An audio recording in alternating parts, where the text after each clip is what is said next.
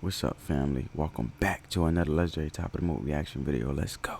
His remarkable exploits on the basketball court to his genius at marketing himself as a true icon, there's no denying that MJ's impact on the world of basketball is unmatched. So let's talk about why no one will ever be able to live up to his legacy, starting with how the myth was born. Though Jordan was raised in Wilmington, North Carolina, he was really born in Brooklyn, New York in 1963. He was the fourth of 5 children in his family. He was really born in Brooklyn? I didn't know that, but I know that his legacy would be unbeatable. Just look at the legacy of his shoe line alone. You know what I'm saying? Jordans. And had always been competitive. Even though he had played multiple sports in high school, basketball was his passion. Jordan attended the University of North Carolina at Chapel Hill and played basketball for the Tar Heels. He had an incredible college career, leading UNC to a national championship in 1982 and winning multiple individual awards. NBA scouts were drawn to his performance in college, and he was selected 3rd overall by the Chicago Bulls in the 1984 NBA draft. Jordan's rookie season was Not the ad, though. impressive, but it wasn't until his second year in the league that he really began to shine. In the 1986-1987 season, Of course, iron sharpens iron. You know what I'm saying? His first year, get a feel for it. He's already skillful, already talented. That's why he's in the NBA. Second year, okay, I'm in my groove now. I'm in my bag, and I'm going to show him how it is. Jordan averaged 37.1 points per game and won his first NBA scoring title. The only other player who has ever been able to pull that off was Wilt Chamberlain. Jordan's performance that season was nothing short of incredible, and it set the stage for what was to come. And today, his impact on the game of basketball is undeniable. But what is it about Jordan that makes him so great? Let's dive in and find out. On the court, the guy was a total beast. He was the kind of player who could take over a game and make it look easy. Jordan revolutionized the game with his incredible athleticism and his ability to score from anywhere on the court. The man popularized the slam dunk and made it into a literal art form. But it wasn't just his skills on the court that made Jordan great, he was also a master at marketing himself. The man knew how to sell himself and his brand. He had the iconic Jumpman logo, his own line of shoes, and had even starred in a movie. The GOAT was a pop culture icon, not just a basketball player. In fact, we could even say that Michael Jordan's self-marketing and his partnership with Nike is a big part of his legacy. But the Exactly, his shoe line, man. Go on for generations. question is, how did it all start? Well, back in the 80s, Jordan was still a rookie in the NBA, and Nike was a relatively unknown company in the basketball market. Their competitor, Adidas, was dominating the market at the time, and so Nike was looking for a way to break in. I feel like Adidas always dominated or may dominated before Nike's because Adidas always affiliated themselves with like track, more of the Olympics type of athletes and tennis and stuff like that. Enter Peter Moore, the lead designer for Nike's basketball division at the time. Moore had the idea to create a shoe that would reflect Jordan's unique style of play and personality. He presented the design to Jordan, and the Air Jordan was born. And let me tell you, that shoe was unlike anything else on the market at the time. So naturally, Jordan loved it and agreed to wear it on the court, even though it violated the NBA's uniform policy. But it wasn't just the shoes that made the Air Jordan brand so successful. It was the marketing behind it. Nike launched a series of ads featuring Jordan that showcased his incredible athleticism and personality. The Be Like Mike campaign became a cultural phenomenon, inspiring kids all around the world to be like their hero. Jordan's partnership with Nike didn't just sell shoes. It sold a lifestyle. It sold a dream. It made Jordan one of the most marketable athletes in the world. The GOAT's partnership with Nike has lasted. And even if the younger generation don't know Michael Jordan, but they like his shoes because this generation, they're into the shoes, they're into the style, they're into this social media culture of putting on a persona to look good and live this false life on social media. The shoes will always draw back to be curious to understand the legacy and how the shoes came about, originating from Michael Jordan and his game playing basketball.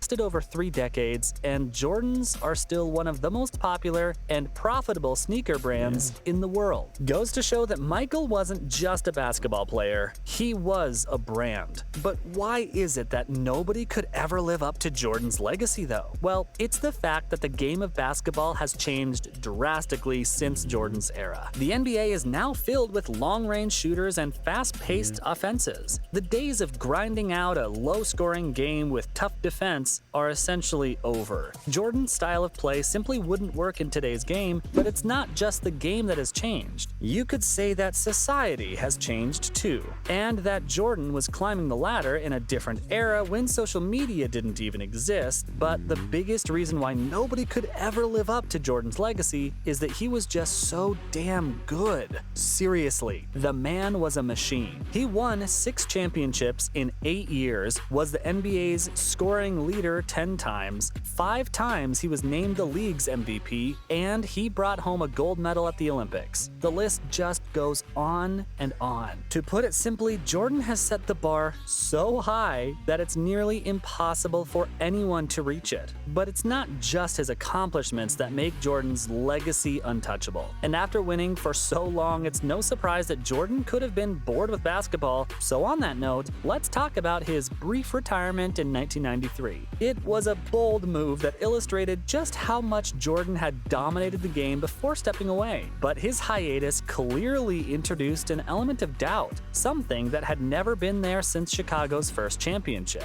So when he returned in 1995, many questioned whether he could ever be what he once was. Those fears were confirmed when the Chicago Bulls got swept up by Orlando Magic in the 1995 playoffs. But with the addition of Dennis Rodman, the Bulls went on to make history, winning 72 games and clinching 3 more titles. In his second act, Jordan gave us unforgettable moments like the Madison Garden double nickel 55-point explosion, the flu game, as well as that iconic championship ceiling shot over the Utah Jazz. And just when we thought that was going to be the end of it, MJ came back for one last hurrah with the Washington Wizards in 2001. In his last 2 seasons, he scored over 20 points per game on average. Now, when you watched Michael Jordan play, you knew you were witnessing something special, something that was a once-in-a-lifetime talent. Jordan made you feel like anything was possible. He made you believe that with hard work and determination, you could achieve greatness too. That's why his legacy transcends basketball. It's not just about the championships or the accolades. It's about the way he inspired people to be better. Now, I know that some people are gonna say, hey, but what about LeBron James? I'm so tired of this LeBron James debate.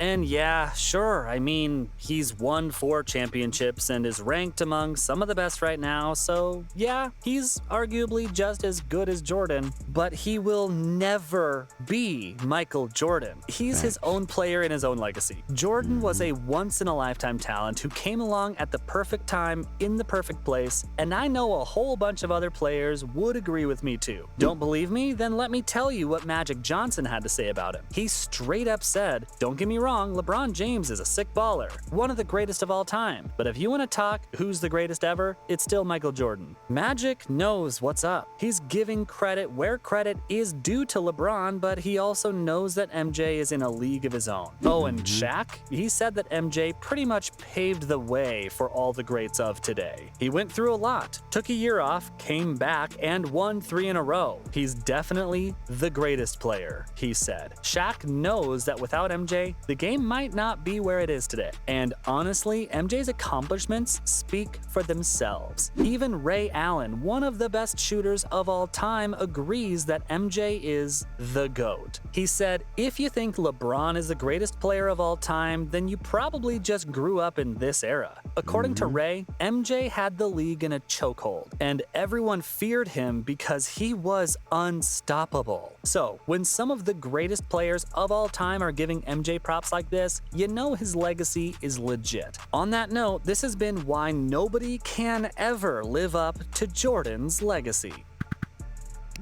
This game always been legit. It's part of the history of basketball. You know what I'm saying? even nowadays with the outlandish shoe wearing colorways and players getting their own brand and their own shoe collection with a brand and partner with Nike, Adidas, etc., etc. MJ started that in a way, you know what I'm saying? But it speaks for itself, like I said in the video. But if you're new to the channel, come join the family. Hit that subscribe button, turn your post notifications on. Comment down below any legendary top of the movie reaction videos you guys want to see. And give this video a big thumbs up, man. Because that YouTube algorithm is totally free. And let the love supersede the hate, family. On that note, peace.